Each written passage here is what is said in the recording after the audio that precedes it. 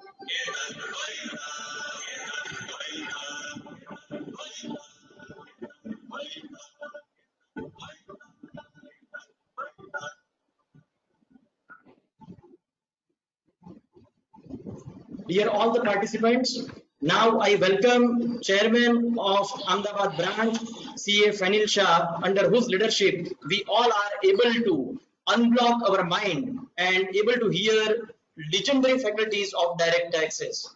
CA Fanil Shah, sir. Fanil bhai? Thank you, Bishan bhai. Yes. Yes, am I audible? Yes, yes. Yeah. The speaker of the day, Senior Advocate Shri Saurabh Soparkar ji, the chairmen of various branches, Anand, Jamnagar, Bhavnagar, Bharuch, Gandhidham, Bhuj, the chairman of Direct Tax Committee of Ahmedabad branch, C.S. Sunil Sangvi, and Secretary Bishan Shah, and various friends attending this webinar from all over the India. I welcome you all to the second day of this Direct Tax webinar series.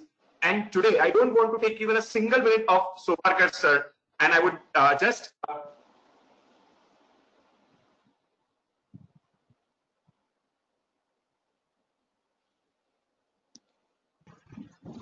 Sunil bhai, now you can start. I request Sunil bhai to start introduction. Thank you, Fanil bhai.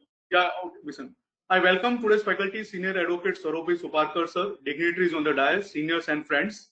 Today's topic, concept of real income or actual income that's emerged from judicial pronouncement, where there is a genuine hardship to pay the tax on the taxable income due to the disallowance of expenses or treating income on the accrual base. We all know today's faculty, sir. Sir is the practicing advocate in the Honorable Supreme Court and the Gujarat High Court and the various authorities. Sir's opinion is not less than Supreme Court judgment or the advance ruling. With these words, I request sir to start the session. Good afternoon to everyone. Mr. Chairman and my dear friends. Am I audible? yes. Okay. Yes, sir. Okay. Yes, sir. It's a pleasure to be here this afternoon to discuss some of the interesting aspects of the concept of real income. Let me start with, as we lawyers call, a caveat. This is one topic which is in a way both mysterious and challenging. For all these years, I have been wondering what is it that is being resorted to, sometimes escape, sometimes tax a person by invoking the concept of real income. It is an issue which requires interesting discussion. So when the organizers of this seminar required me to indicate what is the topic on which I would like to speak, I on my own chose this topic. Unlike your yesterday's topic and unlike your tomorrow's topic, which may have an immediate practical reference, maybe this topic may appear to be slightly, but rest assured, it is not a theoretical issue. It's an issue which requires both interesting study of provision of law and analysis, in-depth analysis of a few judgments of the Supreme Court. We are going to discuss real income. Two words, real income. And the whole seminar today revolves around these two words, real income. As the topic goes, we are going to discuss the concept of real income. But let me pause here for a moment. All of us have been practicing in this field over a period of almost 40 years. I have been practicing over a period of all 40 years. I'm sure all of you have been practicing in this field since years. Have you ever paused for a moment, given a thought to the issue, what is the meaning of the term income? All of us know what is income. But do we know what is the definition of income? Therefore, when I started preparing for this talk, I thought the issue of real income, let me find out what is income. Let's begin with the first issue that we need to understand. What is it that I call income under the Income Tax Act? Led me to the scheme of the Income Tax Act. Section 2, clause 24 defines income. I was very happy. Let me pick in the definition. But then I find income is defined as income includes 1, 2, 3, 4, right up to 28 items. It includes. There is no definition. It's an inclusive definition so as to cover up vanilla items like business income or salary income or income from other source, or unusual items like section 56, 2 items, or section 41, or capital gain. So I was not wiser by this definition, because this definition in fact is not a definition. It's enumeration of list of the items which will go to make up income. So I started scratching my head. From where do I get the definition of income? So then I started looking up the source. The source of income under the Income Tax Act is Constitution of India. It is in the Constitution of India that Union Legislature is empowered to make a law in relation to taxing of income. So I picked up Constitution of India. 7th schedule to the Constitution of India gives the list of the items which are bifurcated between the Union Legislature and the State Legislature, over which respective legislatures will have control. List 1, which is Union Legislature, entry 82, deals with income tax. So what is the definition there? Taxes on income. Again, we come back to square one. Income tax is a tax on income. Income Tax Act says income is defined as including so and so. So where do we go? The term income, friends, is not defined either under the income. Bring out the meaning of the term income. It's an inclusive definition, but not a definition so as to define as we ordinarily understand meaning of the term definition is, nor is it defined under the Constitution of India. It's over a period of all these years, over all these decades, that by pronouncements of various judgments, that the term income is ultimately worked out by the court. The lead judgment, let me indicate here. In this talk today, I will be referring to fairly large number of judgments, starting from 1 ITR, ending with 416 ITR. So you will come across a large number of judgments being referred to by me, because it is this whole concept of real income is a judge-made law. It is not a law as defined under the Income Tax Act. Going back to the issue of income. First controversy in relation to what is the term income arose before the Privy Council in the case of Kamakhya Narayan Singh, 11 ITR 513. In that case, a Raja who owned the mining leases gave mining lease to someone to work and got royalty on the mining lease. The case put up by the Raja was that this royalty is not income because it is nothing but collection of capital back, because once ultimately the mining lease will get exhausted, nothing will remain. So it is nothing but recoupment of the minerals in the mine, and it is not an income. The Privy Council held that the term income is a word which is very difficult and almost impossible to define in any precise general formula. It's a word of broadest connotation. Therefore, according to Privy Council, SSA lost there. According to Privy Council, it is not possible to define what is income, but it is of a broadest possible connotation. The next judgment which came up for consideration is that of Bhogilal Leherchand, 25 ITR, page 50.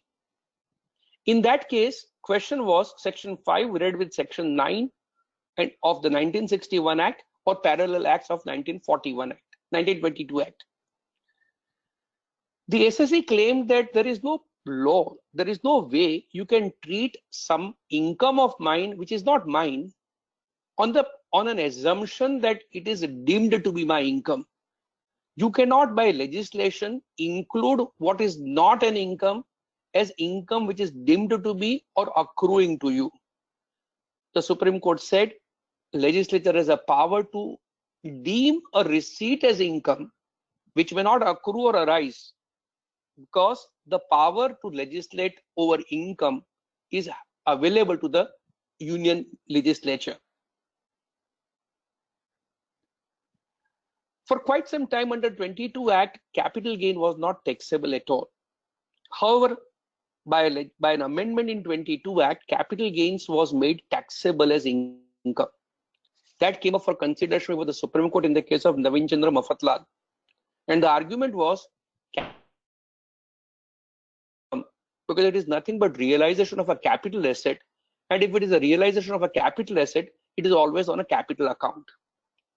The Supreme Court in a judgment reported at 26 ITR 758 traces the history of capital gain, finds that both in England and in USA capital gain is always taken as income, and eventually held that it is always open to the legislature to treat even the receipt of a capital nature as income and tax it accordingly.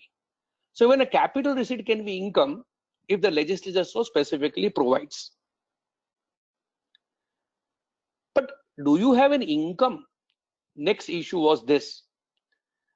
We had initially a law under 61 Act section 104 and under the earlier law a similar provision section 23A, under which if a company would not distribute dividend, a private company would not distribute dividend because distribution of dividend would result into significant income tax liability in the hands of shareholder, and therefore company would itself retain the money, there was an additional levy of tax. Please mark, here nobody has earned anything. Company chose not to distribute dividend, as a result of which shareholders did not earn any dividend income. That action of non-distribution of income by way of dividend was sought to be taxed under Income Tax Act. Interest argument of the SSA was that, sir, there is no income over here. Where is the income? Supreme Court in the case of Sardar Baldev Singh, 40 ITR 605 says Income Tax Act has a right to levy tax on income, and income would not only include income per se, it would also include those transactions which result into saving of tax or evasion of tax on the part of SSE. By not distributing dividend, you are creating a situation whereby SSEs are not required to pay tax. That itself is an act which is liable to be taxed under the Income Tax Act. Little unusual, no? But that is how the courts have viewed the matter. Question arose in the case of Balaji, 43 ITR 393. Then SSE claimed I'm liable to pay tax on my income, good enough. But how can you, by a deeming fiction, hold that income earned by my spouse, section 64, will be taxed in my hands? That is not my income. And income tax act cannot, by a fiction, require me to pay tax not on my income, but on the income of a third party. Supreme Court in 43 ITR 393 Balaji says income tax act is wide enough to cover where you may not have earned, your spouse may have earned, but effectively it is nothing but reduction of your tax liability. Loan is never an income. But all of us are aware, section 2, clause 22, subclause E, deemed dividend, loan given by a non-listed company or a company in which public are not substantially interested to a certain set of shareholders. Now, can loan be taxed as an income? Issue arose before the Supreme Court in the case of Navneet Lal Jhaveri, 56 ITR 198, and the argument of the SSC is this is not an income, this is loan. I'm required to return the money, if not immediately, maybe after some time. You cannot, by a deeming fiction, treat something as an income which has no element of income. Supreme Court said the private companies, if they were to distribute dividend, not in those days, not the company, shareholders would have to pay tax. This is nothing but a device whereby you can utilize the money from the company without paying tax, and therefore attempt of the legislature to tax even the loan as a deemed income is a valid exercise. Finally, I don't want to bore you with a series of judgments. Finally, in the case of A. Sannyasi Rao, 219 ITR 330, Supreme Court was concerned with a slightly different but interesting issue. Section 44C, which then stood, said that an SSC engaged in a particular kind of business, timber, etc., had to pay tax on a percentage of their turnover on absolute basis.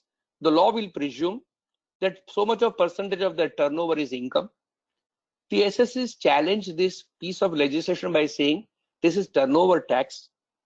The union legislature has no power to levy tax on a turnover by treating it as income. High Court and ultimately Supreme Court read down the provision by saying, though it is a tax on turnover, it is not a turnover tax, it is an income tax, because we are now reading down the law to require that if the SSC claims that his taxable income is not percentage of the turnover, he will be taxed on actual assessment, not as an income which is presumed to be his income, not income. All these judgments ultimately go to lay down that the concept of income is both extremely wide and second, extremely fluid, depending upon the circumstances. Looking at the contingencies, courts have elaborated meaning of the term income so as to cover transactions, events, and various situations which traditionally we may not regard as income, but still would be regarded as income of an SSC.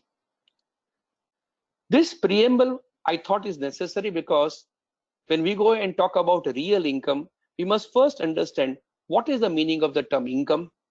Only then the issue of real income will come in. Having said this, let me now go to the issue about what is real income. An SSC is required to pay tax on his income, no dispute. Income will be taxed depending upon under section 145 in case of income from business and income from other sources, according to method of accounting followed by him, cash or mercantile, whichever he follows, on a regular basis. However, there are situations where, though apparently an SSC may have earned income, in reality, he claims he has not earned income. And that is how the whole concept and controversy of the term real income is coming. When I say real, what is the meaning of the term real? Is it as opposed to fictitious? Is it as opposed to artificial? Is it as opposed to hypothetical or notional? what is the meaning of the term real over here? The courts have examined the concept of real income as a concept whereby something which is not earned by the SSC, something which is being regarded as having been earned by the SSC on a notional or hypothetical basis, but in reality has not earned it, is being taken out from the sphere of the income. So real income is the concept whereby what is not earned by the SSC is to be excluded from his income, though either in accountancy or otherwise apparently it might be argued that he has actually earned the income. Let's start with the lead judgment of Supreme Court on this issue. In the case of E.D. Sassoon, we will look into various judgments and we'll go and see step by step how the whole law is built. You will see one after another different judgments to see how the courts have moved stage by stage in progress to reach where we are right now today. E.D. Sassoon 26 ITR 27 is a case where SSC had 3 managing agencies. In their 1943, the SSC chose to sell away the 3 managing agencies to third parties. This happened during the middle of the year in one case, little later half of the year in the second case, and in the third case at the end of 11th month. SSC therefore sold away the managing agencies, and the third parties, I'll use the word transferees, became the managing agents. Under the managing agency agreement that the SSC had with the 3 companies, the SSC was entitled to the managing agency commission at the end of the year. The commission was payable in relation to the activity or work done for the whole year, but commission was payable only at the end of the year. So after the year was over, because the transferees were then the managing agents, the 3 companies gave the commission, full amount of commission for the whole year to the 3 new transferee managing agents. The 3 managing agents, new ones, took a view that we have not acted for the whole year, and if we have not acted for the whole year, this commission which was received by us cannot be in relation to the whole year's activity, and therefore we will pay tax only on that part of income which is referable to that part of the year for which we have worked. Therefore, to take one example, where a managing agency was transferred at the end of 11th month, the transferee agent said, I will pay tax on 1/12 of the income because 11/12 of the income does not belong to me. It is not accrued at the time when I was the agent. E.D. Sassoon was the agent, so Sassoon must pay tax. The assessing officers of 3 transferees did not agree. They said income has been earned by you. You will have to pay tax on the whole amount. Transferees disputed it, went in appeal. Tribunal ultimately held in their favor and said they must pay tax only on pro rata income referable to that part of the year for which they have acted. So to that extent, income was not to be taxed in their hands, it was to be taxed in the hands of Sassoon. 2 things happened. Revenue challenged the order before the High Court, saying that transferees must be called upon to pay tax for the whole year. But simultaneously, Revenue also reopened the case of E.D. Sassoon, saying that you must pay tax on the commission income earned by the transferee agents for that part of the year for which you have worked, and therefore you will have to pay tax. Sassoon lost before the tribunal because the tribunal followed its earlier order. Sassoon went to High Court. Appeals of E.D. Sassoon or references filed at the instance of E.D. Sassoon and the Income Tax Department were heard. High Court took a view, confirming the view of the tribunal, that commission agency, though was enjoyed by E.D. Sassoon for one part of the year, by the transferee for the second part of the year, income is in relation to commission work that is done, and therefore agents must pay tax on the pro rata basis depending upon for what period they have worked. Matter was carried to the Supreme Court, both by E.D. Sassoon and by the department in relation to the 3 transferee agents who succeeded before the High Court. The argument before the Supreme Court was that please look, when does income accrue? It is true, E.D. Sasun claimed that I have worked for a part of the year, in one case for 11 months of the year.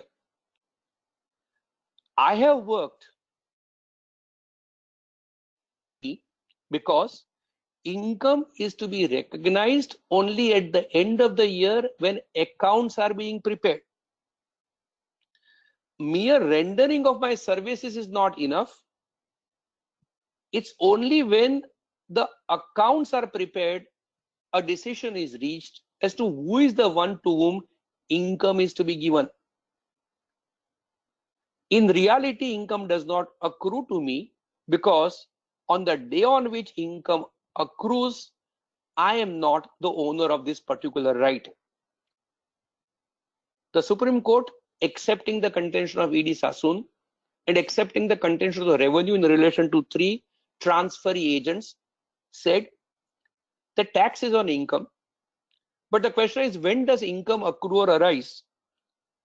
Accrual is not equivalent to receipt. It is possible that in the present case, for quite some time, E.D. Sasun worked, but tax is not on the services rendered, tax is on the income earned. And therefore, if the income accrues at the end of the year, in reality, E.D. Sasun is not the one to whom income belonged to. E.D. Sasun has transferred its rights, got the money. Once it transfers the rights and gets the money on transfer of right, it is not thereafter required to pay tax on the any amount that is earned, including by the transferee. So the first principle laid down by the Supreme Court in this case is, if you give up the source of income before income actually reaches you, before income gets computed and you become entitled to receive the money, if you give up the source, income is not earned by you on the principle of real income. Let's now go to the further development in the next judgment. Shurji Vallabh, 46 ITR 144. In the case of Shurji Vallabh, SSE had again a managing agency. The SSE was entitled to receive commission at 10%. However, SSE wanted to transfer the managing agency to a subsidiary. When it proposed for transfer, there was some objection from some stakes, and it was said you must reduce the rate of managing agency commission. So the SSE, Shurji Vallabh, said, okay, I will now reduce my managing agency commission rate from 10% of the freight to 2.5% of the freight. That happened on 30th of December 47. Year ends on 31st of March 48. However, on 31st of December 47, accounts are prepared, and in the accounts which are prepared, the SSE records commission receivable by him at the full rate of 10%. However, when the year ends, ultimately SSE offers to pay tax only at 2.5%. The revenue says two things. One, you went on working with 10% in mind. You gave up only in the month of December, and you have already recorded the amount of commission receivable at 10% in your books of accounts up to 31st of December. And therefore now you cannot turn around and say that income did not accrue or arise to you. Unlike the first case, here is a case where there is no third party in whose case income was to be taxed, transferor, transferee. Here it was a case as to whether it will be taxed at 10% or 2.5%. Supreme Court in the case of Shurji Vallabh said, in the present case, before the year came to an end, the SSE has reduced the rate at which commission is to be paid to it. This transaction took place in as much as before the end of the year, it took place before the SSE became entitled to receive the money. And therefore, even though in books of account, SSE might have debited the company's account at 10% and credited at 10% commission income initially. If in fact income is not received, this is nothing but a tax which the revenue is claiming is a tax on a hypothetical income. If the SSE has changed the agreement before the end of the year, income does not then accrue at 10%. Income is accrued at 10%. That's an argument. But the moment agreement is has been changed, that accrual will have to be taken from the very word go from 1st April at 2.5%. Therefore, this judgment then goes to lay down that even if you modify your right to receive the amount of income, if modification takes place before the end of the year, when the amount becomes payable to you, when the amount of income accrues to you, then you would be entitled to claim that income never accrued to you on the principle of hypothetical income or a notional income. You cannot be called upon to pay tax. Please mark, however, in this case, the new agreement was implemented, was executed before the end of the year. This is a very important issue. Let's look into this aspect in the third judgment of Supreme Court, Morvi Mercantile Limited, 82 ITR 835. Let me first give the facts and then we'll see exactly what is it that the Supreme Court has now clarified. The SSE was entitled to commission from a third party for the years 1954 and 1955. The agreement said the amount of commission payable to you will be decided at the close of the accounting year, which was December ending. However, it will be paid to you when accounts are approved in the meeting, which obviously would be at a much later date. What happened was, for the accounting year 31st December 54 and 31st December 55, the account of the SSE was credited with the amount of commission payable to the SSE. However, the company was in difficulty, the other party was in difficulty, requested the SSE not to charge commission. Therefore, after the accounts were closed, 31st December 54 on April 55, and in case of December 55, in June 56, the SSE agreed to give up the amount of commission. The accounts got approved at a much later date in November 15 and July 16. Therefore, to put it in a simple language, after the closure of the year, but before the accounts got approved, the SSE gave up the amount or the right to receive the commission. The case of the SSE was the amount of commission is not due and payable to me, and therefore it is not to be taxed on the principle of real income. Income never accrued to be, income never, there is no receipt of the income. Before the accounts got approved, I have given up. The Supreme Court says, in the present case, the SSE has chosen to give up his right to receive commission after the year is over, after the income has accrued to him. Once income accrues to him, it is his right and company's liability to pay that amount to him. It's a different matter that by virtue of agreement between the parties have decided that the commission would be released or a payment would be made at a later date when the accounts get approved in the annual general meeting. That would not postpone accrual of income.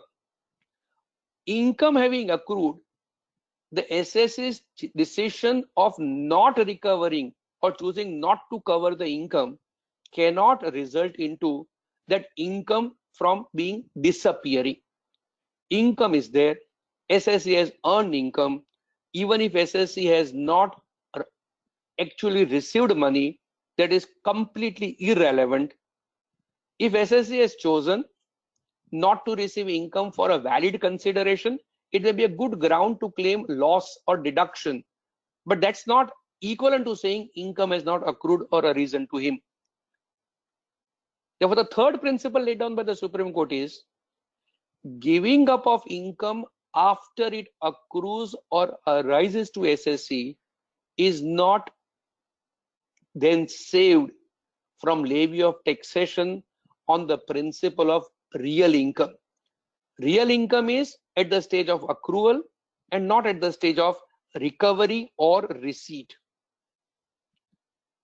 But then the law went a step further. A very, very illustrative judgment of Supreme Court in the case of Godhra Electricity, 225 ITR 746. Again, facts in very brief. The SSC was generating power. SSC raised the tariff in the year 1963. The moment it raised tariff, there was a suit filed against the SSC. Injunction was obtained, whereby the SSC was prevented from recovering the higher tariff. SSC lost in the suit, lost in the appeal before the district court, lost in the first appeal in the High Court. However, he succeeded before the division bench of the High Court, and his right to recover higher tariff was accepted. The consumers went to Supreme Court, and on 26 February 69, Supreme Court confirmed the view of the High Court and thereby upheld the contention of the SSC that it is entitled to recover the power at a higher tariff. Based on that, the SSC started preparing bills claiming the tariff at a higher rate from all consumers.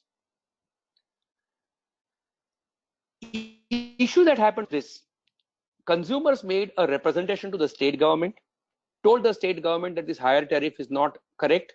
State government therefore made a request letter, issued a request letter on 11th March 69, requesting the company to maintain status quo. Please mark, this is not a direction of the government, nor a law, nor under a rule. It was merely a request letter. In the meantime, second suit came to be filed against the company, whereby the company was again sought to be prohibited from recovering the higher tariff. However, because the SSC succeeded in the civil litigation from assessment year 69-70, the assessing officer said, I will now levy tax on the differential amount of tariff, because this is the amount which the SSC is as the right. He has succeeded right up to Supreme Court, so it is his income. Tribunal took the view in favor of SSC, saying that in view of all subsequent events, because there is a second litigation pending, the government is not permitting SSC to recover the money. And in the meantime, in 1971, the SSC's undertaking was nationalized, and therefore money was never recovered. Tribunal took a view, this is hypothetical income not to be taxed. High Court reverses it. Gujarat High Court takes a view that according to Supreme Court judgment, SSC has right to recover the money. The letter addressed by the government is only a recommendatory letter, has no force of law. And thirdly, the second suit is really not material or relevant for our purpose. The Supreme Court reverses the Gujarat High Court. Supreme Court here lays down by making some very interesting observation. The fact that SSC was never in a position to recover the increased levy. So in reality, SSC never got the money. But the Supreme Court says it is true that letter written by the government advising the company not to raise the tariff is not having a binding force of law, but to quote, Supreme Court says, one must look at the things from practical point of view. Please mark the phrase, one must look at the things from practical point of view. SSC was a licensee and could not have ignored the direction of the government. Question is, Supreme Court says, whether in reality income accrued or arose to the SSC. Supreme Court says this issue will have to be examined on the probability or improbability of realization in a realistic manner. Two interesting and important phrases: realistic manner and practical point of view. Hitherto, the judgments that we have seen are discussing the issues of law. This is now a step forward by the Supreme Court, where the Supreme Court says do not look into a pure question, the issue as a pure question of law. Look into the reality. Hard reality is SSE could not recover higher tariff. Government said don't recover. There was a second litigation which was pending. If in reality SSE could not recover the amount, then the real income does not accrue or arise to the SSE. So now we are on the question of real facts of the case, reality of situation, rather than a pure theoretical aspect of the matter. The last judgment in this cluster of judgments is, I'm going to discuss judgments in a few clusters. The last judgment in this cluster of things is that of Excel Industries. SSE 358 ITR 295. SSE exported certain goods. SSE became entitled to then import goods without paying the import duty. He was given an advanced licenses benefit. SSE imported the goods without payment of duty in the next year. Question was whether the amount of custom duty which SSE has saved, is it income of year 1 when the exports were made, or is it income of year 2 when SSE took advantage of those licenses and imported without paying the custom duty. Case of the revenue was that it is ultimately on a matching principle. The benefit is in relation to the activity of year 1. It should be taxed in year 1.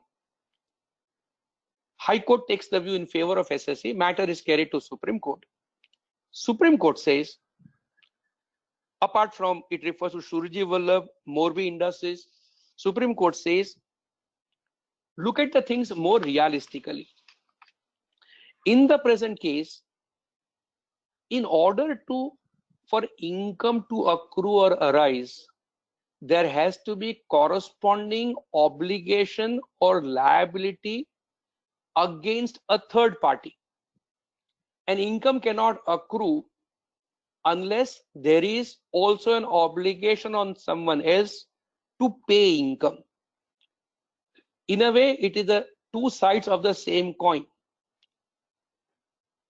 DPB benefit or advance license entitles SSE to import goods without paying custom duty, but till that actual event of import takes place, there is no right available to SSE to utilize to claim the benefit, probably because it's always open to the government to change the policy at any point of time.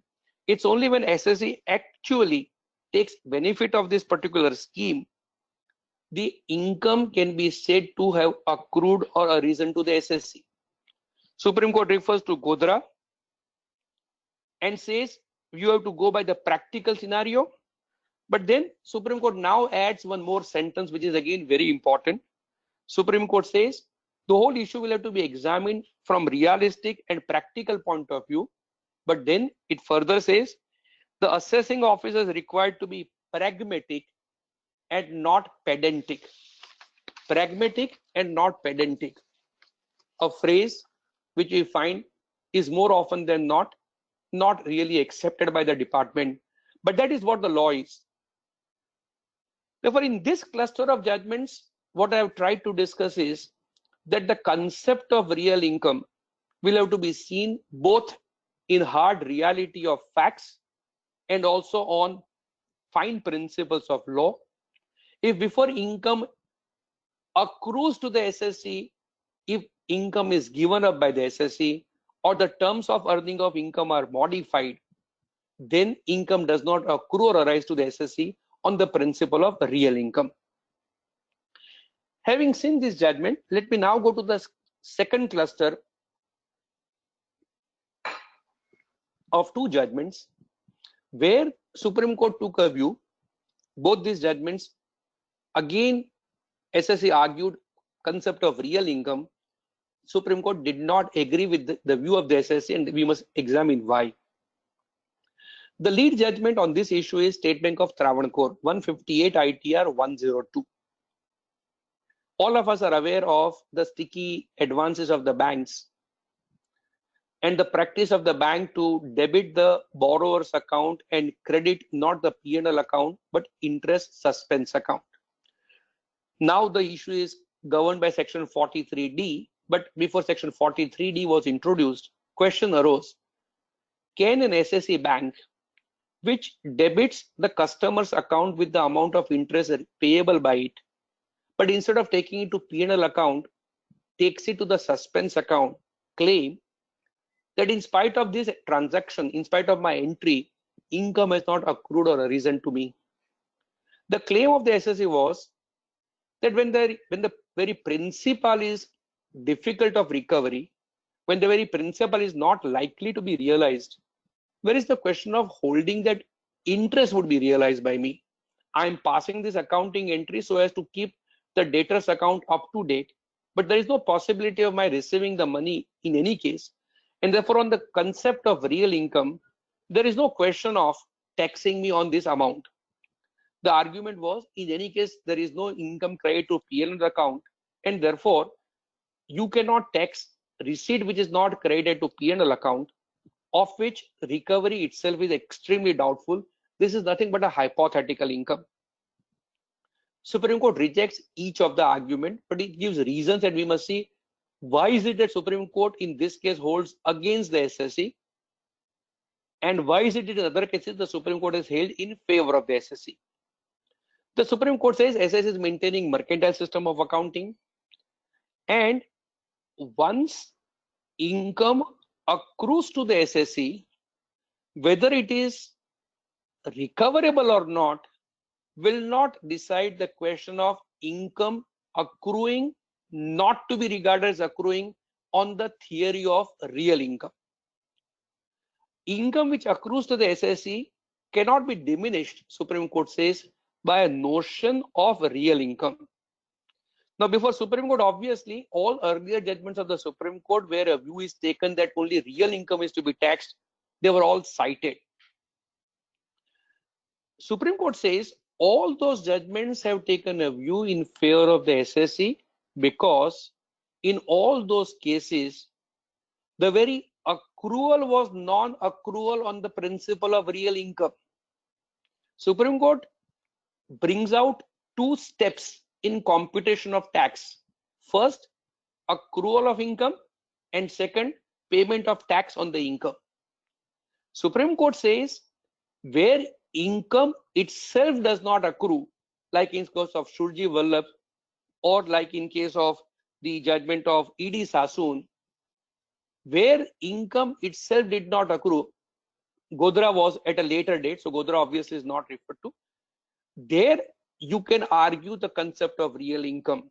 For determining, therefore, the question as to whether income accrued or not, please go to the concept of real income.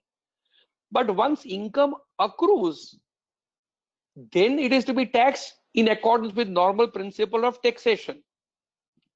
Even if you take interest income to suspense account, it is still your income earned by you.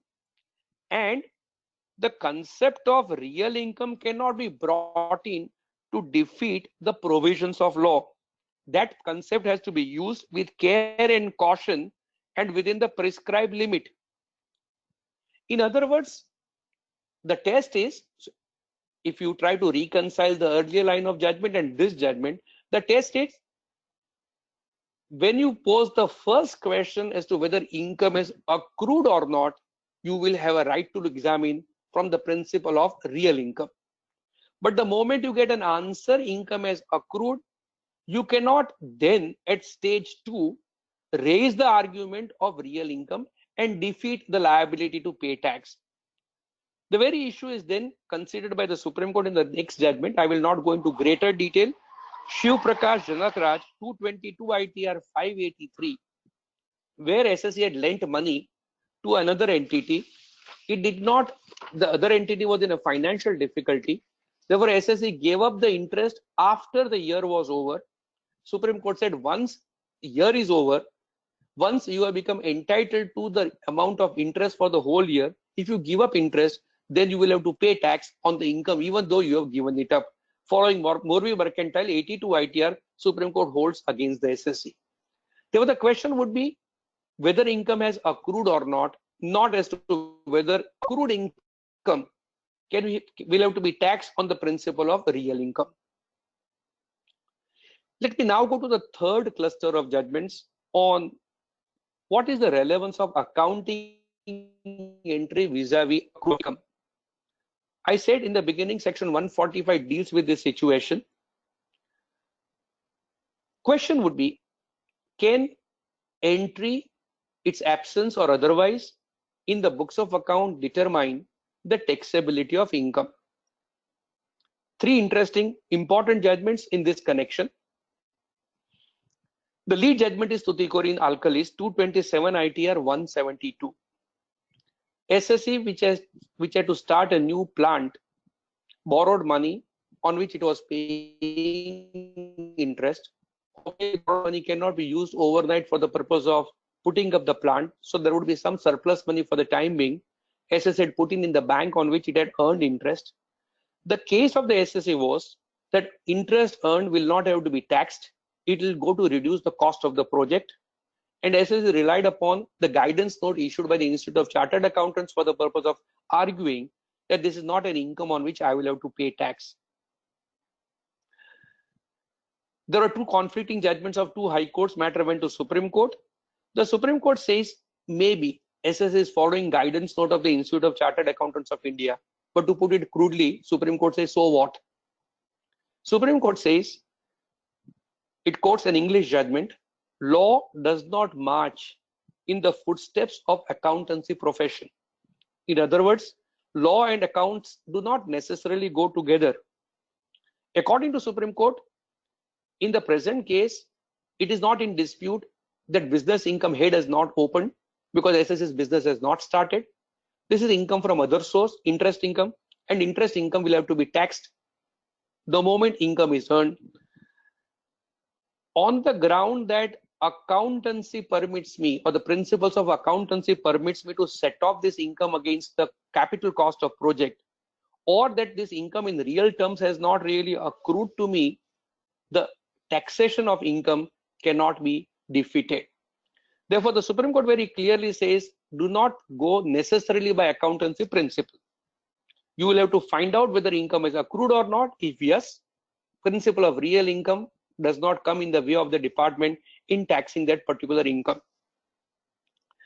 But then look at two other interesting judgments of the Supreme Court, where the Supreme Court has taken a view which is little interesting. I am not saying conflicting, but interesting, and then we'll have to find at the end of the discussion of this cluster, find out some ratio or series of judgments will give us some thought as to how the courts have looked into the matter. Second judgment was of UP State Industrial Development Corporation 225 ITR 703. SSE was a state industrial development corporation engaged in the business of policy issues of various companies. Now, after the public issue is over, SSE would receive the underwriting commission. In a given case, it may as well happen that the whole issue may not be subscribed to. Therefore, a part of the issue, to the extent it is not subscribed to, may have to be subscribed to as an underwriter by the SSE. For the purpose of understanding the issue, let us assume that his commission rate was 5%. The understanding or the agreement between SSE and the companies was that even on that part of the public issue which is not subscribed to by the public but is subscribed to by the SSE, SSE would be entitled to commission. Let us say in a given case on a public issue of rupees 10 crore, 9 crore was subscribed to by the public, on which SSE got rupees 45 lakh. There is no dispute on this 45 lakh. SSE had to pay income tax. The dispute was SSE also had to subscribe to the share capital of rupees 1 crore because public did not subscribe. However, SSE also got a sum of rupees 5 lakh in relation to this part of the public issue, which it itself subscribed. The case of the SSE was, I have paid rupees 1 crore to you for the shares. I got back rupees 5 lakh as underwriting commission. I will not offer tax. I will not offer this sum of rupees 5 lakh as my income. I will reduce this 5 lakh of rupees from the total cost of the share of rupees 1 crore. So he valued the shares at rupees 95 lakh rather than offering to pay tax on rupees 5 lakh. This was sought to be supported by the accounting treatments which are, so to say, prescribed by standard accounting textbooks. Matter went to Supreme Court. Supreme Court said, which the SSC follows prescribed accounting textbooks for the purpose of this taxable income of the SSC, you have to go by normal principle of accountancy. In the normal principles of accountancy, if SSC has shown the investment at rupees 95 rather than at rupees 100 with 5 rupees as income, what is wrong? SSC would be entitled to take 5 rupees as cost so as to reduce the cost of the investment. How does Supreme Court answer the judgments which have laid down that accounting treatment cannot override the law? Supreme Court is not oblivious of this issue. Supreme Court says here the accounting treatment is not in conflict with any express provision of law. If Income Tax Act is to provide a particular mode of accounting or a particular way in which a particular receipt is to be treated, then obviously accounting treatment otherwise cannot defeat the provision of law. But if Income Tax Act is silent, it's open to an SSC to follow a recognized method of accounting and on that basis hold that a particular receipt is not an income of the SSC. So please see Tuticorin, Supreme Court says accounting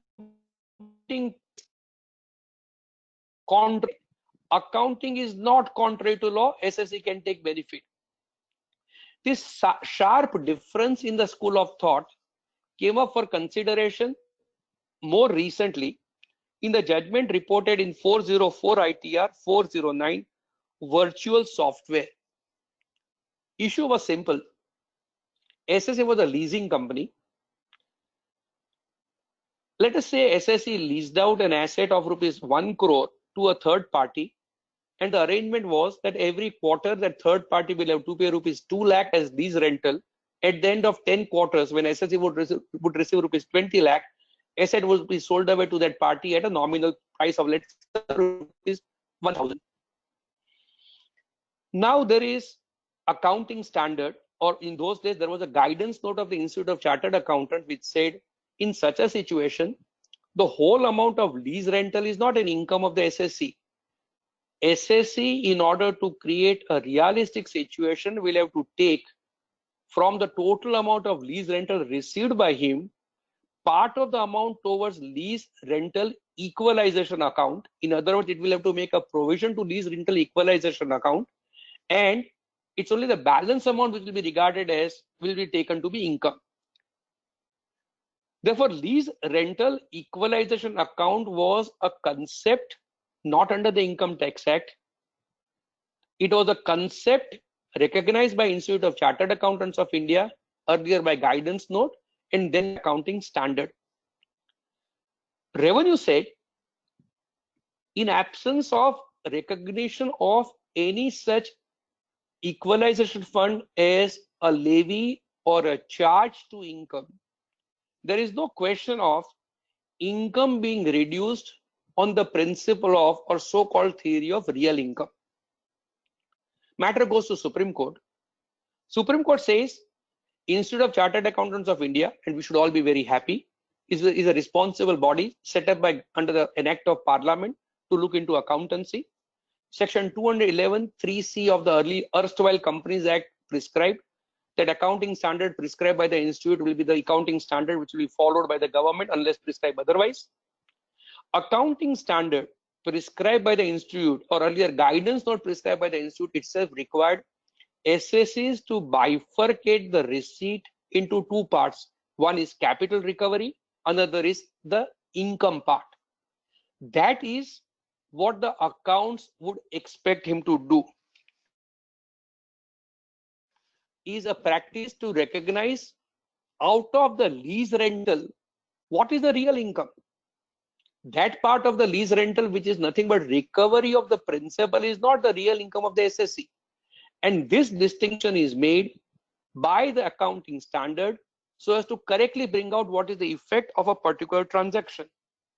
And then it says there is no express bar in relation to such a practice. So Supreme Court says when what is being done is in accordance with accounting standard, which is not barred under the Income Tax Act, SSE can take advantage, or it will be a case of real income. But if what is being done by taking advantage of accounting standard, something which is contrary to law, then the concept of real income cannot cannot help you. You will have to pay tax on the gross receipts without there being a right to claim that income has not accrued to you, like in the case of Tuticorin. So this is how we'll have to examine the issue of accountancy in the matter of accounting and accrual. I'm only one. Okay, we have about half an hour. Let me try to finish.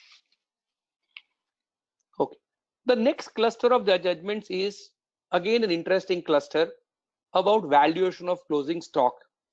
Would valuation of closing stock result into income, accrual, arising, real income, or otherwise? All of us are aware, Supreme Court has laid down way back in Chainrup Sampat 24 ITR 481 that valuation of closing stock is not a matter of any earning of income. You will have to value the stock at cost or market value, whichever is lower. Question has arisen on the concept of real income. What is the finality or price of this valuation? In the case of United Commercial Bank 240 ITR 355, an interesting problem arose. SSA was a commercial bank which was governed by the Banking Regulation Act. It was required to prepare its accounts under the provisions of Banking Regulation Act. Under section 29 of that act, when the balance sheet is prepared, the SSE was required to disclose the value of the investments in government securities only at cost. All of us are aware that closing stock will have to be valued at cost or market value, whichever is lower. But the SSE had to value it only at cost. Let us say the cost was rupees 50 crore. However, the market value of the investment was much lesser, let's say rupees 40 crore. The SSE disclosed in the books of account the closing stock at cost. However, when it came to filing its return of income, SSE said, okay, income as per my books of profit and loss account less rupees 10 crore being the fall in the value of closing stock, cost being 50, market value being 40, I am now claiming deduction of rupees 10 crore at the stage of computation of my income. Please see the first cluster of judgment that we saw, where Supreme Court has stated that concept of reality of income has to be applied at the stage of accrual and not once it accrues at the stage of computation of income. This is slightly more challenging. SSE having prepared books of account on cost basis, can he now for the purpose of taxation say that it will be reckoned not at cost but at market value? Why? Because it cannot be valued at cost. I'm compelled to value at cost because Banking Regulation Act says so, but that does not mean that to that extent I have earned the income. In other words, can SSE himself give up the way in which he has valued the stock in his books of account when it comes to filing his return of income? Supreme Court says yes. Supreme Court says books of accounts are undoubtedly the basis for the purpose of taxing an income. But then in the present case, books of account did not show real income. It did not show real income because an SSE is bound to value stock at cost or market value, whichever is lower. SSE having valued the stock at cost, which is higher than market value, to that extent showed a higher income, which is not the real income. In the return of income, please mark, Supreme Court says in the return of income, SS is only to disclose the real income, not the book income, but the real income. And if the accounts are prepared to comply with the provision of Banking Regulation Act, the SS is that its real income is lower than what is shown in the books of account. Before the Supreme Court, 227 ITR is cited, 158 ITR, 227 Tuticorin is cited, 158 ITR statement of Travancore is cited. Supreme Court says all these judgments are correct. But then here is a case where in reality income is not accrued. Merely because SSC may in its books claim so does not mean that income is accrued. Therefore, the important principle laid down by the Supreme Court is you are not bound by your books of account when it comes to accrual of income.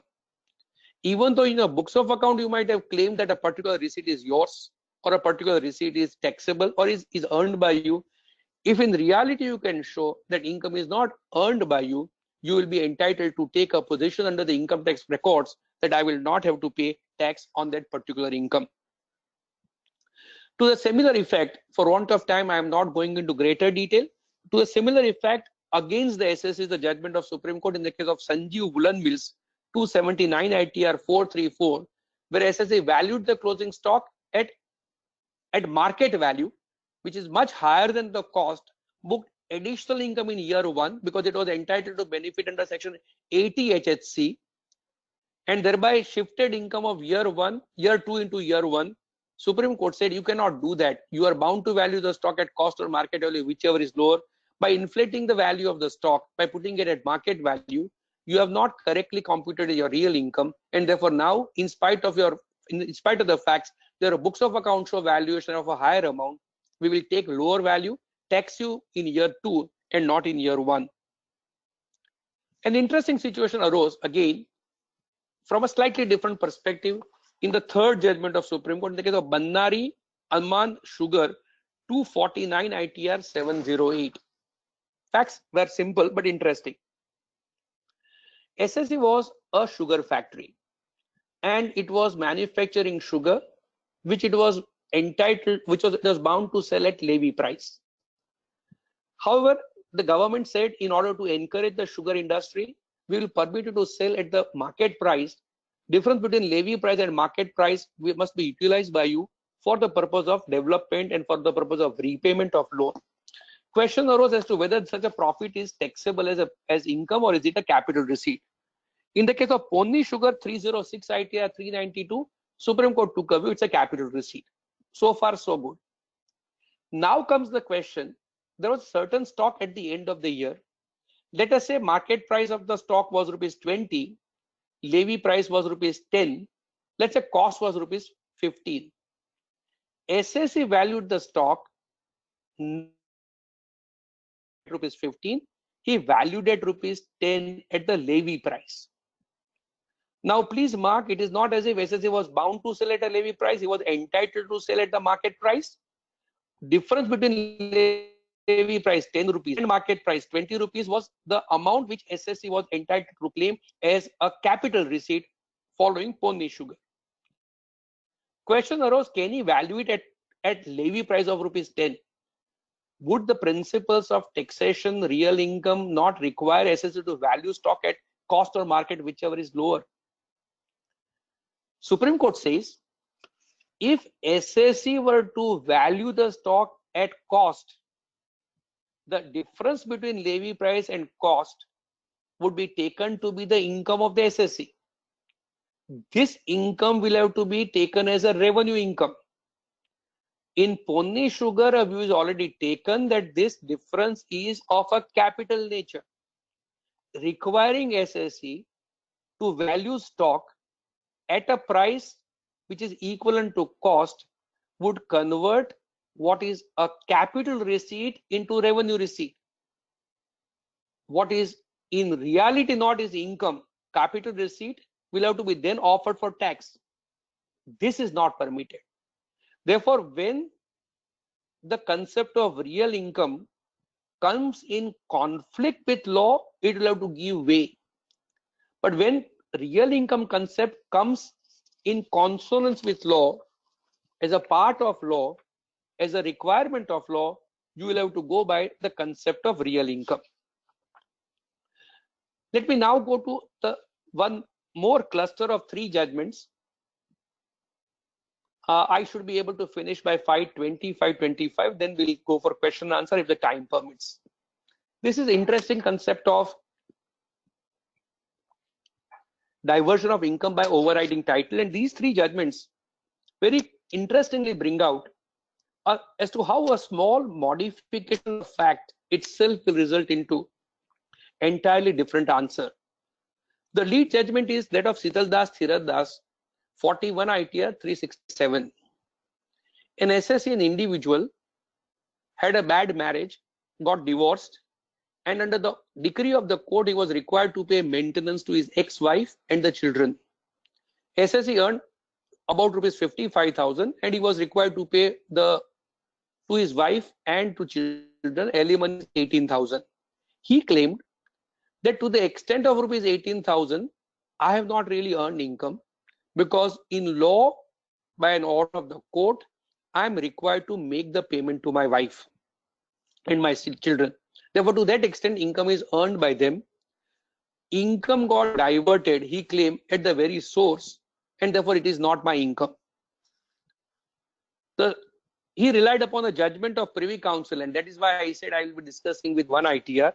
He relied upon judgment of Privy Council in the case of Bijoy Singh Dudhania, 1 ITR 135, where Privy Council, in apparently similar situation, had taken a view that this is nothing but diversion of income at source. In reality, income never accrued to the SSC, and therefore SSC is not required to pay tax. The Supreme Court holds against the SSC and distinguishes Privy Council. Supreme Court says this is not a case of diversion of income at source. SSC has earned income. Having earned income, he is discharging his personal obligation, and therefore it is a case of application of income. The fact that he is obliged to make this payment pursuant to court order does not mean that his income gets overridden by an existing charge so as to entitle him to plead that income does not accrue to me.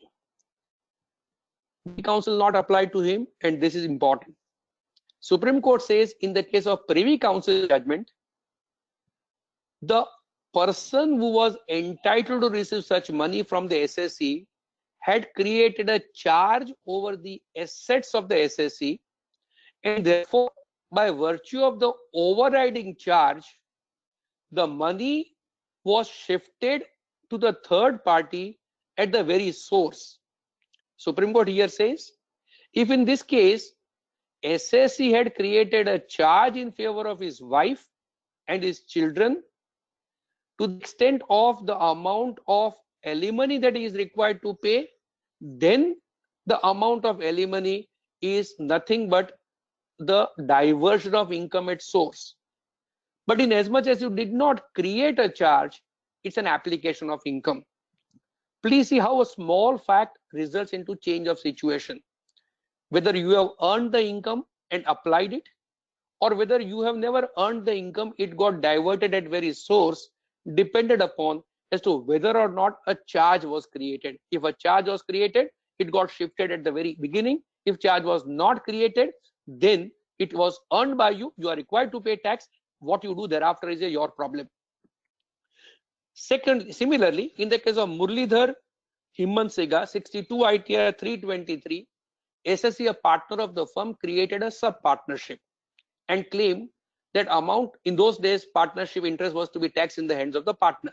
Therefore, the SSC claimed that this share of partnership profit is not my income, is income of the sub-partnership. It's a case of diversion of income at source. Revenue disputed it. Supreme Court says that once you create a sub-partnership, that sub-partnership has an overriding title. Maybe the firm will not recognize the sub-partnership created by the partner, but so far as the partner is concerned, whatever he receives from the firm is already overridden, charged, or is diverted at the very source for the benefit of that sub-partnership. SSA cannot be called upon to pay tax on this. Please see again a slight modification of fact, and the answer is entirely different. In the case of Sunil Kinariwala, 259 ITR, page 10, SSC did not create a partnership. He assigned his interest to a trust and then claimed, following Himmat Singha, that after I have assigned my interest to the trust has become entitled to partnership interest and I am not required to pay tax. Supreme Court says no. Assignment does not mean that the income will stand diverted at the very source. You have earned the income. Thereafter, by virtue of assignment, you have to pass on the income to the assignee, and therefore, Himmat Singha judgment will not apply, because in that case, it was a sub-partnership, whereas yours is a case of assignment. Again, a slight distinction of fact. The first case, reach the partner, there being a sub-partnership. In the second case, income reached the partner in spite of assignment. A last judgment on this issue, there's one more judgment, there is a last judgment on this issue, is T. Jayachandran.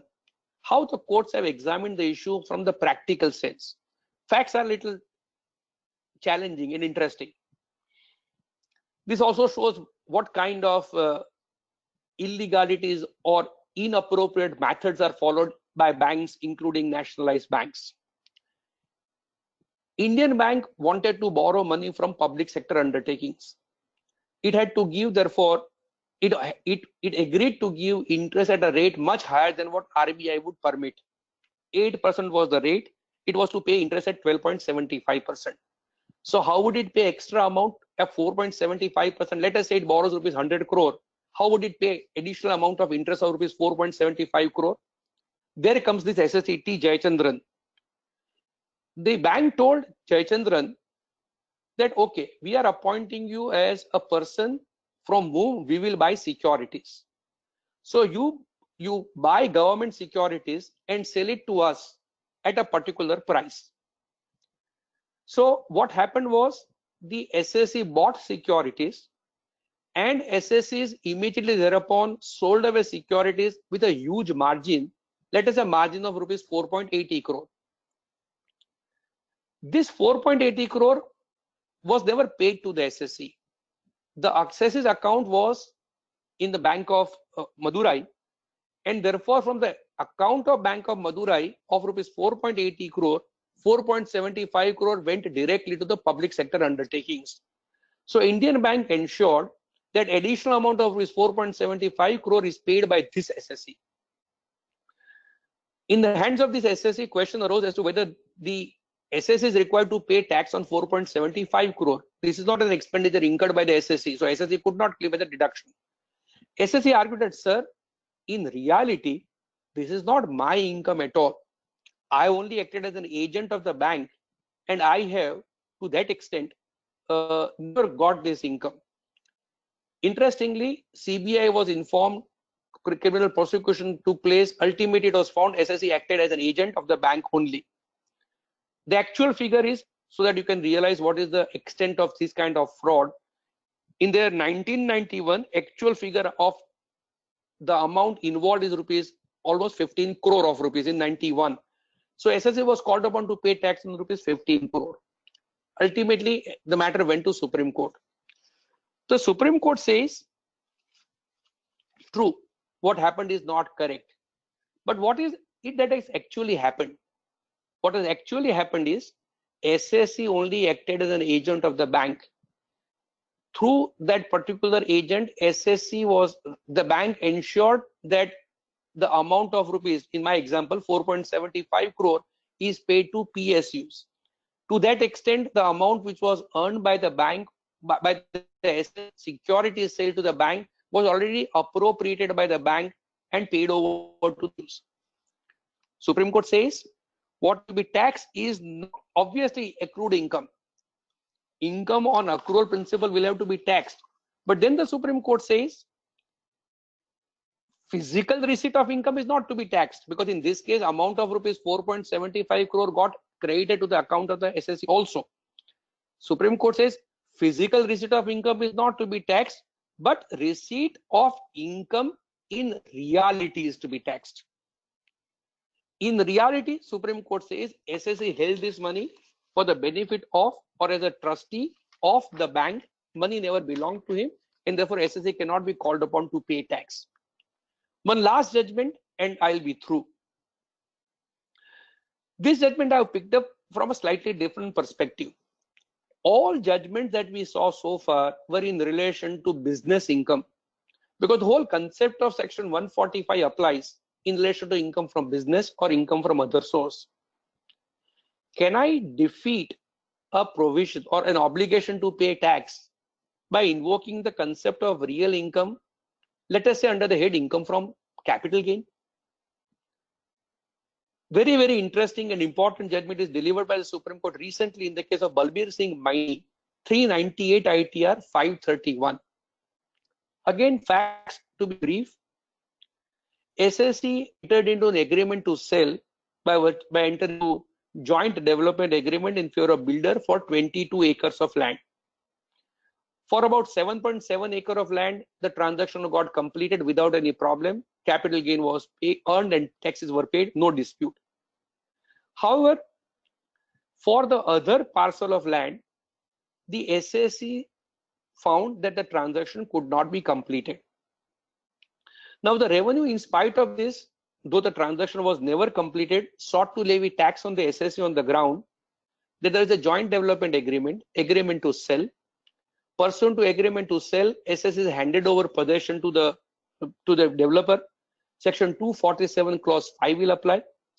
Not only that, the SSE has given a right to the developer to develop the property, entitled developer to enjoy the property. So section 247 clause 6 will apply. Therefore, though ultimately the transaction of sale would not have taken place, the fact of the matter is, according to the department, the taxing event of taxing capital gain is a reason, and therefore the SSE must pay capital gain tax. Supreme Court firstly holds 247.5 will not apply, 247.6 will not apply. I am not going into those reasons which are not really material. But then Supreme Court says, even otherwise, assuming that 247.5 and 6 were to apply, even otherwise, Supreme Court says, what is to be taxed is real income and not a hypothetical income. Supreme Court refers to ED Sassoon, 26 ITR, Excel Industries, 358 ITR, and then says, please mark, this is important, income which never materialized is only hypothetical income. The agreement was entered into by SSE on an assumption that development permissions would be available by which the developer would be entitled to develop the property, sell the property. Development permission never was made available. If development permission was never made available, SSE never became entitled to recover the money from the builder. If he has not become entitled to recover any money from the builder, there is no right. And if there is no right, there is no profit or gain.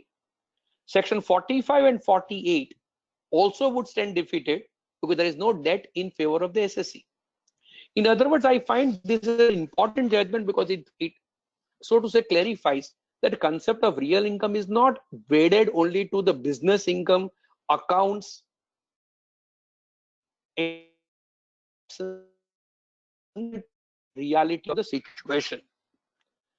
So let me conclude my talk by saying, this is an interesting topic. There are judgments apparently on both sides, but then we'll have to look into judgments very carefully to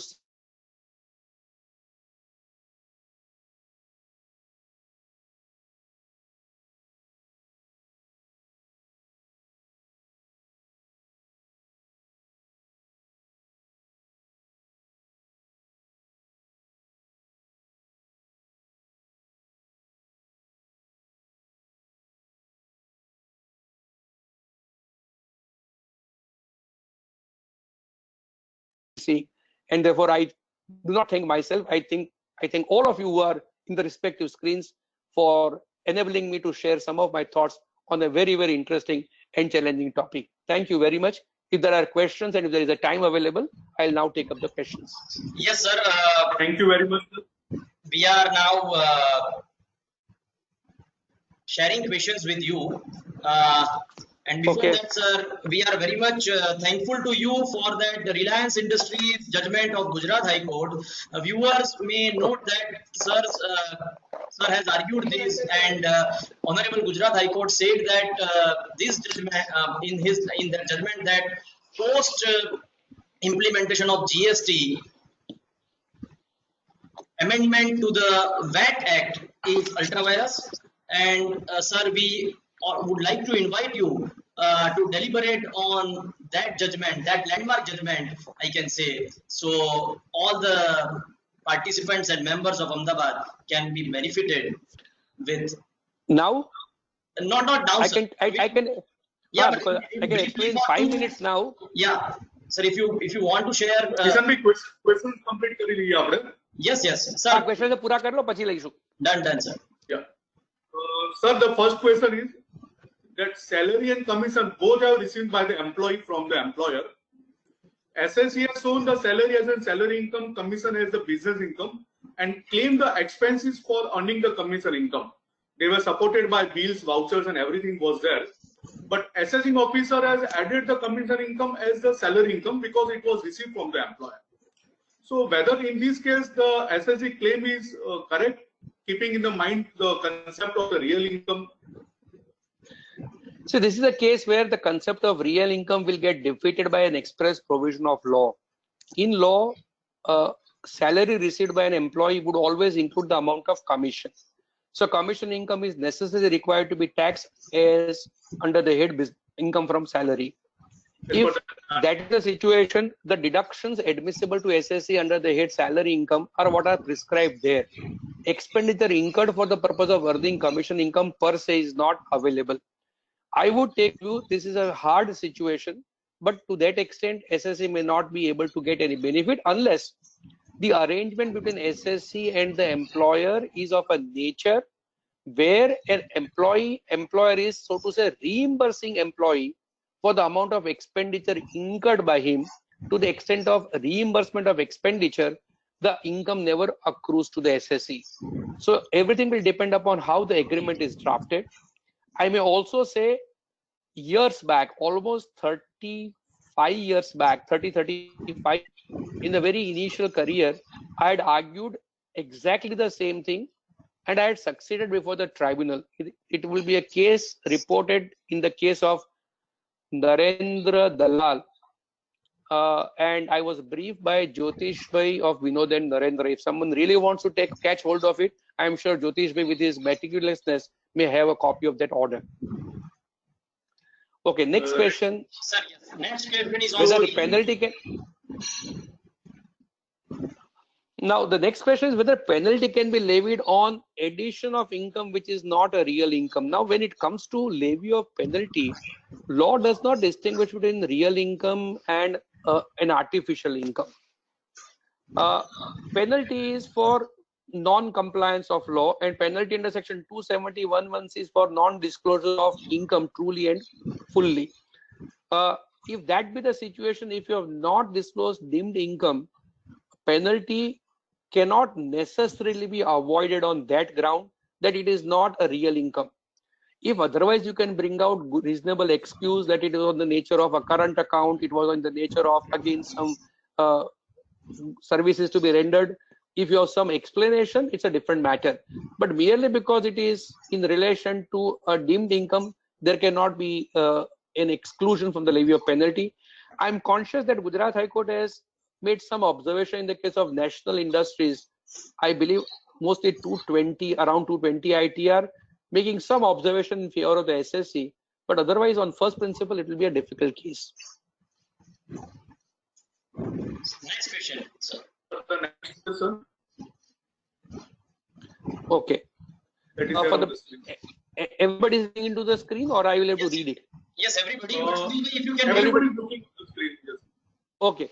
In survey, unaccounted purchase, expense, and sale data were found. AO in case of net profit made addition of accounted undisclosed income, expense, and expense applied 48 plus multiple additions have been made to allege one income and corporate expense not found. No, this is nothing to do with real income. I will answer it very briefly, but it has nothing to do with real income.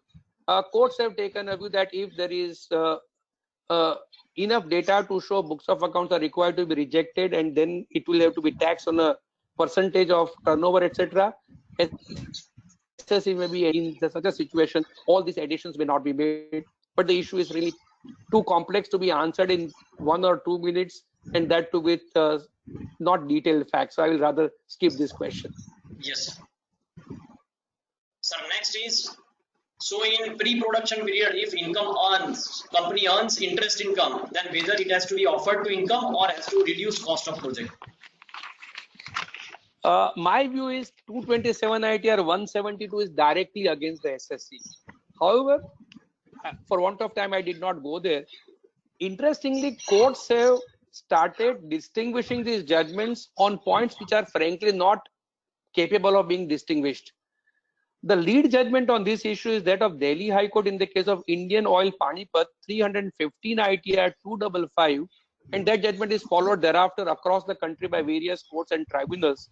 Indian Oil Panipat, Justice Rajiv Shakdar of Delhi High Court takes a view that this is still a capital receipt.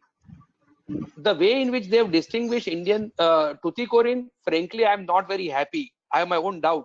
In fact, Rajasthan High Court has followed Indian Oil Panipat 96 Textman.com 155. In the case of Road Infrastructure Development Corporation, SLP's granted matter is now in the Supreme Court. Only Supreme Court will be able to final answer. But consistently, Ahmedabad Tribunal, you will find all orders in the case of Adani. I have argued all Adani matters. In every matter of Adani, you will find they are all reported orders. The Supreme, in spite of Tuticorin, the courts have been and tribunals have been taking that interest income may be taken as a capital receipt, which will go to reduce the cost of the project. Thank you, sir. Sir, the next is interest on NPA provisions by the NBFC, whether it would be hit over by this concept? Okay. Because In relate, advance itself, it is NPA. Yes, sir. no. See, this is again a historical issue. State Bank of Travancore took a view that because income accrues, you will have to pay tax even though it is in relation to sticky income. State Bank of Travancore ignored the argument of the SSC that there are board circulars to the effect that income is not to be taxed, and therefore held that in spite of board circular, this is to be taxed. Two things happened. One, Section 43D came to be inserted. By virtue of Section 43D, now banks and financial institutions, some of the financial institutions are expressly being told that notwithstanding anything contained elsewhere, if this is the NPA, you will not be required to pay tax on the interest which you have earned on the sticky income. This being a statutory provision now, obviously to that extent, you will not have to pay tax. Second, even when 43D did not apply, question arose in the case of Shri Mahila Seva Sahakari Bank 395 ITR 324 before Gujarat High Court. It was a cooperative bank. Section 43D is made applicable to cooperative bank only from assessment in 1819. So this was a period prior to 1819. So the argument of the revenue was 43D does not apply. Now with 43D, board circulars do not apply. SSC argued that I am a cooperative bank. I am governed by the directions of Reserve Bank of India. Under Section 45QA of the Banking Regulation Act, the Reserve Bank of India has directed that interest on sticky loan is not required to be taxed. Section 45QA has an overriding effect, and therefore, though under the Income Tax Act, it is possible to argue, so High Court says, income is accrued, there is no accrual of income by virtue of Section 40QA direction of Reserve Bank of India. Therefore, answer to your question is, if your case is governed by 43D, you do. If your case is not governed by 43D, if you are covered by RBI directive, again you have to worry. If it is not governed by RBI directive, if it is governed by the board circular, again you do not have to worry, because after the judgment of State Bank of Travancore, in UN, Supreme Court itself said earlier judgment of State Bank of Travancore did not consider the board circular. Justice Sujata Manohar said, if there is a board circular, again it was to worry covered either by 43D or RBI directive or by board circular. I am afraid State Bank of Travancore will hit you. Bishan bhi aap question થઈ ગયો, next કરી દો. The question Kiran Shelat is not a good law anymore. Kiran Shelat is already reversed by the Supreme Court. So don't go by Kiran Shelat. Skip kari do question. Okay, sir, this question, stipend of PG medical student is taxable if taxable under which head? That is what I guess someone had asked, but I'm Sorry. skipping it.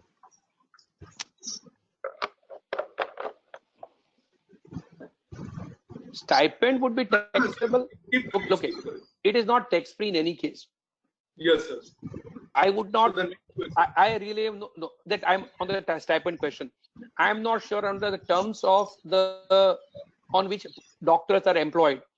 If doctors are employed for a contract of service or contract in service, if they are employed as an employee, if there is an employer-employee relationship, there's a control over the activity of the doctor, it will be salary income. If not, it will be either business income or it will be income from other source. But in either situation, stipend would have to be taxed.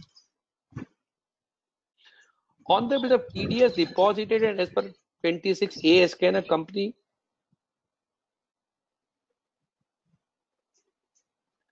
okay, you, as I understand from the question, company has, okay, if I elaborate the question, I have got a contract from someone else to, let's say, construct a road, and I have been given an advance of rupees 10 crore, and on which there is a TDS. I have not started work at all. There is not even a brick that I have laid down. There is nothing that I have done there. Can I offer for tax that income? In my view, you cannot do it, because in order to earn income, there has to be an activity done by you. A mere receipt of money is not an income. Just as receipt of money without activity is not an income, just as if you earn income and then give it up, is it income taxable? Conversely, here is a case, it is a receipt. Let's say tomorrow the work cannot be complete, we cannot be even begun by you. The money will have to be returned back by you. So mere receipt of money on the basis of 26 AS, you cannot say this is my income. Right. Thank you, sir. Sir, land has been sold to the builder and sale deed has also been executed. Consideration is received only 20%. And the builder was fraudulent and he did not pay remaining 80%. So capital gain would be calculated on the 20% of the entire, because it is not going to be received that money. 80% is 100%. It is not bad debt. Unfortunately, the concept of bad debt is not there under the head income capital gain. You will have to pay tax on the whole. Unlike Balbir Singh Maini, where the transaction itself fell through and failed, here transaction has not fell through and failed. Transaction has gone ahead. The taxing event has taken place. There is a liability to pay capital gains tax. You are now saying, but sir, I cannot recover money from the purchaser of the property. Department will say, sorry, we cannot help you. You will not be able to get any relief on the ground that money is not realized. But let us assume that agreement to sale takes place. Only half the property is sold, other half is not sold at all. Then in that event, merely because there is an agreement to sell, and now after Balbir Singh Maini, even if possession is handed over, you will be entitled to claim there is no capital gain tax liability for the other half. So, sir, in that case, if the sale deed is executed, only remedy is civil suit. It would be there. Civil suit, yes. And if it is found you are a dealer in land, it will be a case of business income for you, in which event you can claim bad debt. There is an order of Ahmedabad Tribunal in the case of Arvind A. Patel, somewhere in July or August of 2019. Arvind A. Patel, Manubhai Patel's office had briefed me, so Arti-Ben would be able to give you more information, where such a bad debt is held to be allowable, where SS sold the property but could not realize the full amount from the purchaser of the property. Yes, sir. Right, sir. Thank you, sir. The next question is on the screen, sir. Yes. What is your view on current departmental view for PACS, cooperative societies, regarding taxation of interest income received from persons other than members of the society? Why would that not be taxable? It has nothing to do with real income, it has to do with ATP. You will not be entitled to claim benefit of ATP on this issue. You will have to pay tax. Sunil bhai, if you can read. Anything else? Bishan bhai, I think it is there. Okay. Okay. So shall I go to previous slide or this slide? Yeah, I have not read previous slide, please. Previous slide. Yeah, Previous slide. Listen.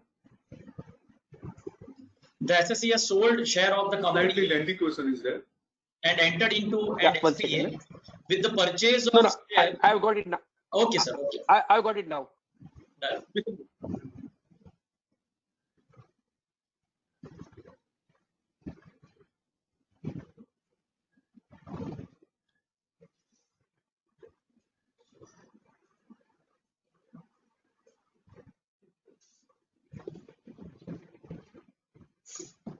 I would take a view that in view of the fact that the agreement itself had a consideration amount which is a fluid amount, I agree to sell, let us say, for rupees 10 crore with a rider that if in case if the company, if there is a lesser realization of that book debt by the company or the buyer of the company, to that extent my price will undergo a change, then, and suppose there is a reduction in the considered by rupees 2 crore, I would take a view it's a case of, one, on a reality basis that income has not accrued to me. Two, in any case, the agreement itself postulated that the consideration fixed today is not the final consideration, it's a tentative consideration. And if it is so, when the consideration gets modified at a later date, I would take a view you will be entitled to say that tax may have to be paid on the net amount and not on the original gross amount. Thank you, sir. Next slide, please. Yes, sir.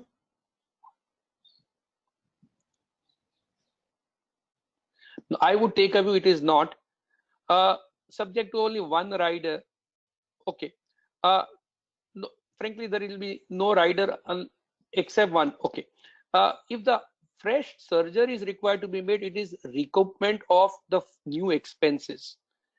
This is a personal expenditure incurred by the SSE, which is again now sought to be recovered. It is not an income. Subject to only one thing. If, let us say, an employee has suffered and the cost of the surgery originally is borne by the employer, then the employer would have claimed the amount of surgery as a staff welfare expenditure or employee welfare expenditure. In which event, if there is a recoupment, the company will have to offer it for tax. Subject to that, if it is an individual who is recovering the money back, obviously there is no tax liability.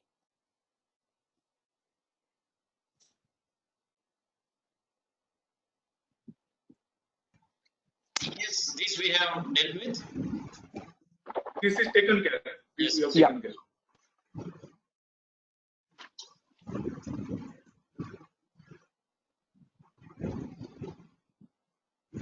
Let it be the last question, sir. Yes, sir.